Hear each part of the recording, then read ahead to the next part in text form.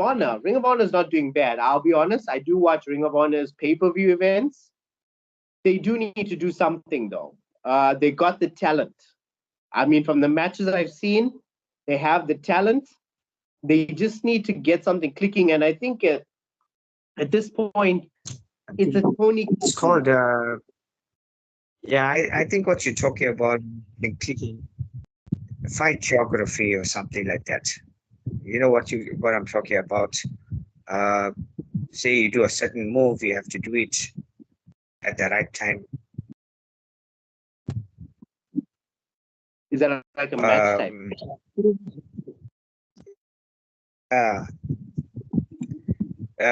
For movies when they have martial arts, you have to do it at a certain time. Like you have to put the right move in the right time. Like if someone is lying down on the ground, now you got options. You can do a frog splash. If you're doing a shooting star, do it properly. Move your guy in the center and then do your shooting star. Yeah, if you're talking about like, yeah. I don't know why, but when you're talking about that, my mind went to, I don't know if you remember, there used to be this TNA mobile game. I used to play it on my Nokia X2. I forgot what it was called. Suicide.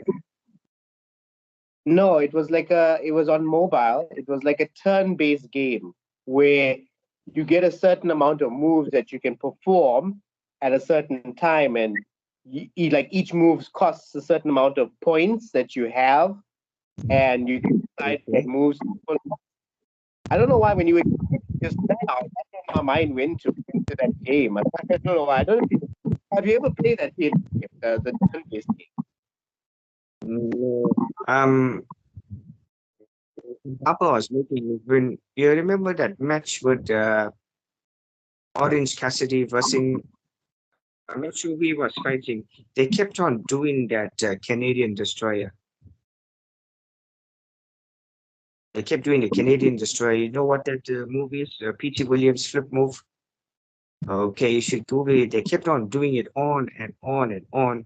It just destroyed the credibility of the match. So I'm saying they should plan like how they do in their fights. Don't keep doing the same moves over and over and over. Like Canadian just so quickly. From a finishing move, imagine you getting it 5 times in a row. Canadian Destroyer is a finishing move. It's a move that P.T. Williams invented in TNA. That's one of the coolest moves. And they keep doing it, that they destroyed the credibility of the move, the match. And we kept getting tired. We were not excited. We were just disappointed watching that. So, yeah, I'll send you the link on WhatsApp. You can just check it out. I don't know why I don't remember this match that you're talking about, but I understand what you're saying is that if you do the well once too often and it's like how do I put it? It's like every match now they want to do the finishers and the signatures of the other wrestler and so many kickouts in a match when the finisher is supposed to be the move that finishes it. I mean, it was cool when Undertaker and Shawn Michaels did it at WrestleMania 25, but that was a special occasion. If you keep doing it over and over again, it becomes like it kills it. Yeah, the problem is they did that move, the finishing move is where the opponent gets knocked out, is tired, is lined up. But these guys were waking up too quickly and keep doing it. It made it look like the Canadian Destroyer is not even effective as a move. This is irrelevant. It destroys another person's legacy that built it. That's true. That's true. What else did I want to say? Well, yeah, like I was saying, Ring of Honor. I mean, there's potential there from what I've seen. And I know it's like almost like beating a dead horse now, but it's Tonyism. That's what it is. It's Tony. He needs to put people in charge who know what they're booking, who know what they're doing in the world of wrestling. I mean, a guy like Scott D'Amore was just let go by TNA. If Tony was smart enough, which I don't think he is at this point, but if Tony was smart enough, he would have snatched up Scott D'Amore. He would have somehow convinced Shane McMahon to be involved in his creative team or to take down the company that has ousted his father from what his father built up. I mean, that would tell a great story.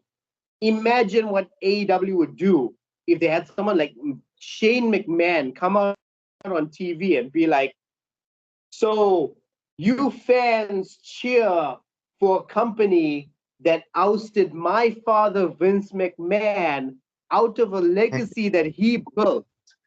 Well, I'm here in AEW to take it to the next level, and we are going to destroy what my father built. Imagine a promo like that. Imagine the effectiveness of it. Imagine it would be so amazing. If See, only so many ideas. Yeah, there's so much of potential in Ring of Honor. I mean, why do you think WWE is picking up stars from there, like Sami Zayn, who started off as El Generico, for example, Daniel Bryan. So yeah, it's not a mistake that Tony Khan bought it. There's a lot of talent there. They need to find a way to make the story more. I mean, like build the wrestling stories and expose it onto a better platform to give viewership to the audience.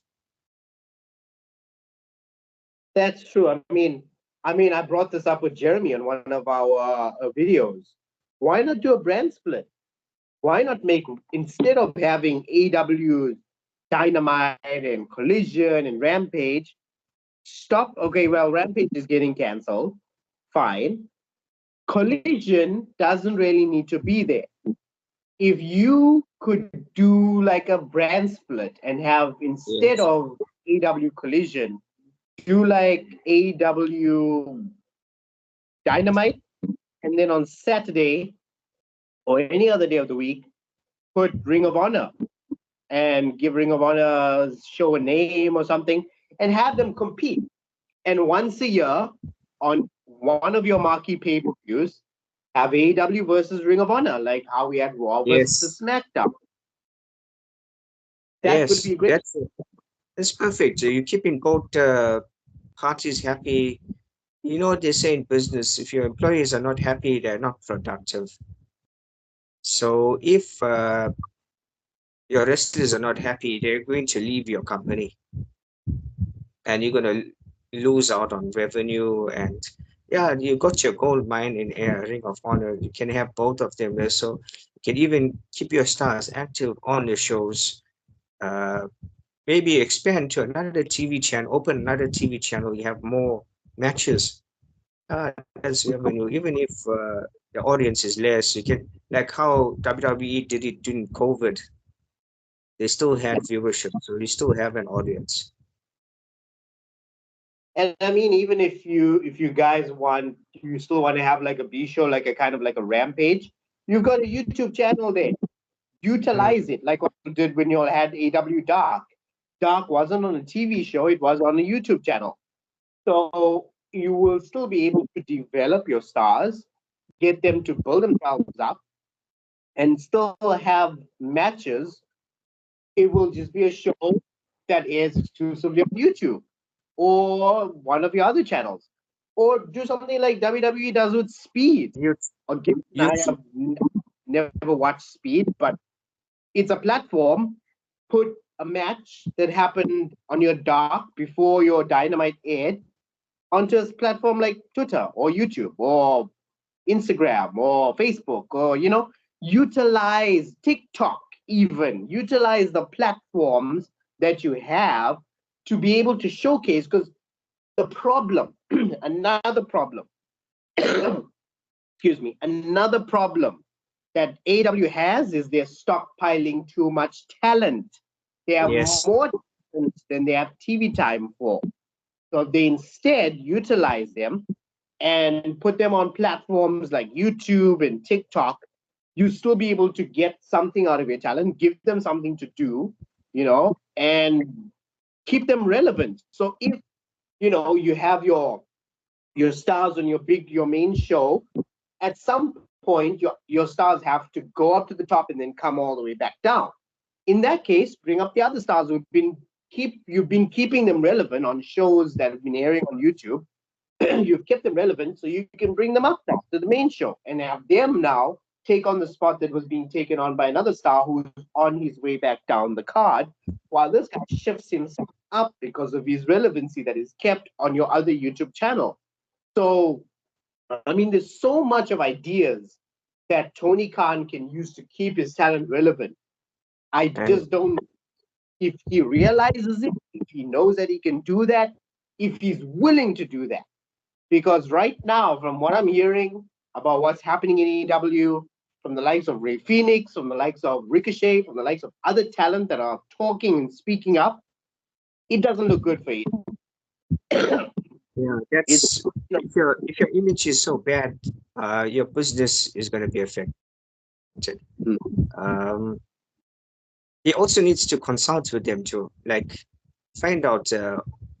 I'm sure if you can speak to people, you can come up with creative ideas. They creative control, like, and then you see how you can do your matches, and you need to have some form of trust. You can't trust completely, yeah. To know what their mindset is like. Yeah, and yeah, those are techniques in business. Maybe Tony Khan is having something else in his back of his mind in the backstage. Well, we know he doesn't have that. He's a fan, but being an owner is different. Yeah. You can't be a fanboy when you're an owner. Yeah. You gotta step up, you gotta take charge. That's something that Triple H is able of doing. That's something that Vince He McMahon was was, able of doing. yeah, Triple H was a fan first. We all know wrestlers are fans. Then he became a wrestler. That's where he got to experience what it's like in the back. He's been there in the background, the locker rooms. He knows how the stars work.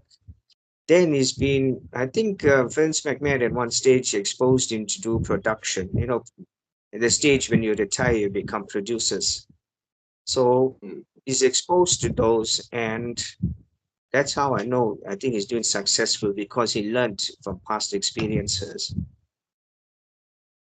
I think AEW started by Cody Rhodes. It was doing well. Cody Rhodes had that experience. He's been there.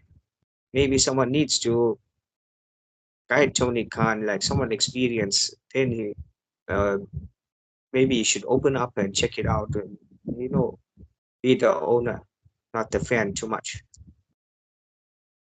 And I think that Tony Khan needs to put someone in position that's able to guide, basically, the way Cody did, the way Triple H is doing now in WWE. I mean, the whole way he handled the whole CM Punk issue was just, oh my God. Just The way imagine he's watching this video.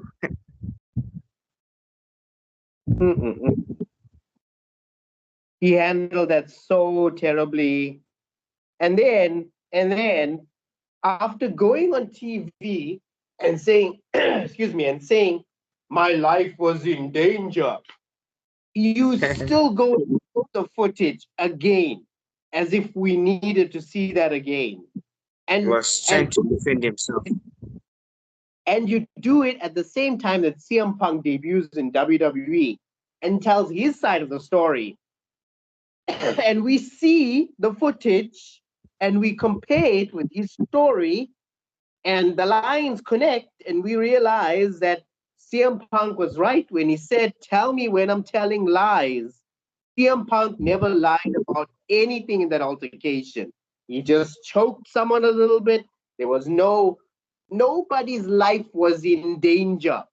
Tony is just in South Africa, in a South African Indian culture, we call him a flippin' Morphe. That's what we'd call you, Tony Morphe. I think you need to cut this part out of the video. He's a Morphe. And I want him to see this. And I'm a fellow Khan, and I'm telling him that. So he can't say anything because I am one of him. So if I'm telling him he's a Morphe, it means he is. Your life was in was not in danger. You were not even in that video to begin with. Stop acting like a powder puff, Take charge in your company or put someone in place who can take charge. In fact, one of your wrestlers, Samoa, took more of a responsibility in that segment, in that scene that happened in Wembley than you did, Tony. Disappointing. Absolutely disappointing. I just own you, Tony. You are not a Khan. You are not my Khan. I don't know you. Hey. You were saying something. I need to cool it down. Yeah, I mean, every company could have security, even backstage, not just like TV security.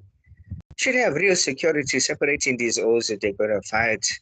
And if you notice there, people were just standing, watching, waiting for it to happen. Why not someone intervene and say, hey, hold on, let's talk about this nicely? And I think the argument was about using VO glass. Yeah, such a petty thing too. Let's be honest with you. Maybe Punk was arguing, saying, you are mad, you're crazy, you can't use VO glass. Why not explain to him nicely or get a doctor to explain? If a shard of glass enters the bloodstream, it can lead to a heart attack. It can lead to internal bleeding. You don't want this in your stars. Maybe you should explain it to Jack Perry like that instead of fighting. So maybe get a doctor and then convince. I mean, Jack Perry is in a world where, wrestling, you use your imagination, but his imagination is just recklessness. It's just doing crazy, stupid things. How can you use VO glass? I'm sure they're using, those light tubes. Sometimes like sugar, those things, when you smash it into someone. Yeah. So, you need to, I think as an owner, you need to put education as well to your stars. Have a seminar, tell them this is like company training for those that young stars. You need company training, telling them you can't use these objects, they can lead to this. But glass is very dangerous. It's deadly, it can kill somebody. That's true. I mean, I saw on Maven Huffman has a channel, a former WWE superstar from 2001 till 2005. He on his channel Sugar Glass and how it doesn't even hurt when you smash your head through it. And I mean, he could have done that, but what Jack Perry has done now is he's made it like a running gag. Just as last year at All In London again, he did the same thing in the match with Darby Allin. He sprinkled the real glass and he's made it like come on, dude. And then you got guys like Darby Allin and Sting over at Revolution, AEW's Revolution, in Sting's last match, doing the same thing, going through real glass. There's blood all over the place. I mean, you don't need to have blood for everything. There's a reason why you have one night a year on your channel on AEW called Blood and Guts. That's the night you can bleed all your guts out for the whole year, all 365 days, put John Moxley in there, have him bleed to his heart's content because we know how much he loves bleeding. He can bleed out his entire organs too if he wants.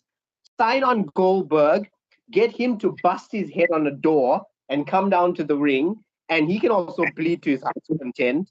I still want to see John Moxley versus Goldberg in a first blood match, by the way, and have just blood all over the place. You can even do what we as fans hated about Hell in a Cell. Paint the blood and guts freaking red with all your blood.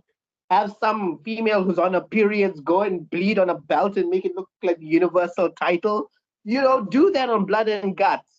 But you don't have to do it all year round. It doesn't have to be every pay-per-view, every week. Blood needs to be used sparingly to tell a story.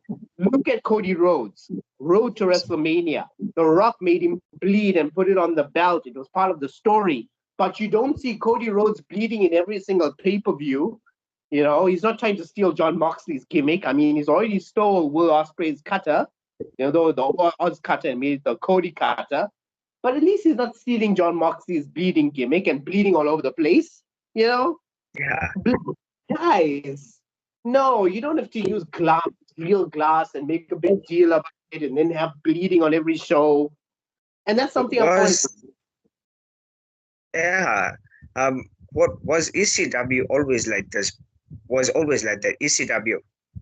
Yeah. Every match. But see, the thing about ECW was it was different for its time. It was ahead of its time. It used to air at 11:30 p.m. on a Thursday night on a local TV station in Philadelphia. It wasn't primetime network television on a mainstream show that everyone was watching, and it was only for the real hardcore bloodthirsty, gore fans. It wasn't for everyone. It wasn't like AEW coming out every week and there's glass and blood in every match. ECW had hardcore matches, I'll give you that. But they also had technical good matches. You had Angle on there, you had Rey Mysterio on there, you had Eddie Guerrero, Dean Malenko, those guys giving us technical matches in between, and then maybe the show will end with some gore fest of blood and chairs getting tossed in the ring and Jerry Lawler calling the whole arena, this arena ought to be made out of toilet paper because there's nothing in it but shit, that kind of thing, But ECW knew where to draw the line.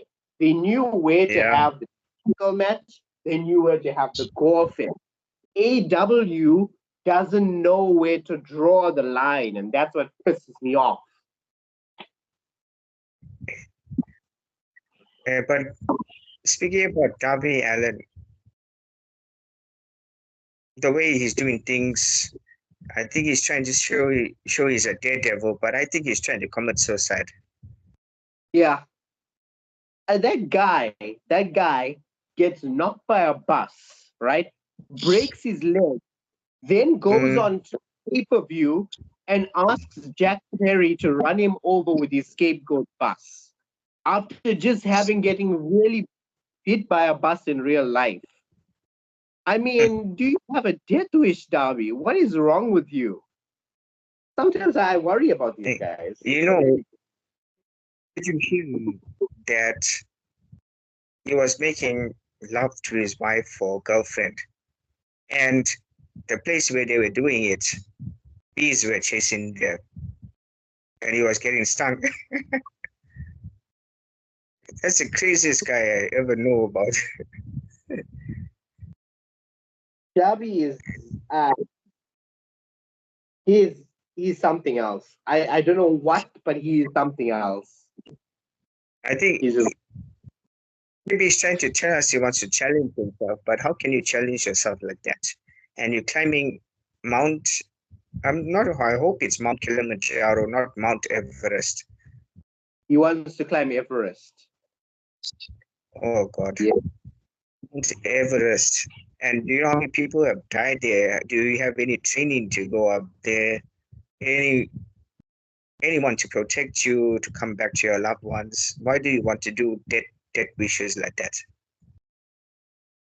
It's like when I used to watch and I used to see online all these death matches that would happen on the indie scene. I'm like, are you guys freaking okay? Are you okay? Like mentally? Do you need help? Do you need a psychiatrist? Do you need Dr. Shelby? I know a guy. His name was Dr. Shelby. You know, Triple H, just call him up, ask him for Dr. Shelby. He'll hook you up. No, you don't go around like that. Maybe Mm. maybe Darby Allen. I don't know if I should even say what's on my mind about Darby Allen. Do you know Darby Allen Well, lost a family member in a car crash, right? I think it was eh, his uncle or something. So when he was about 12 or 13 years old, this is a real story. He lost his uncle in a car accident and he survived.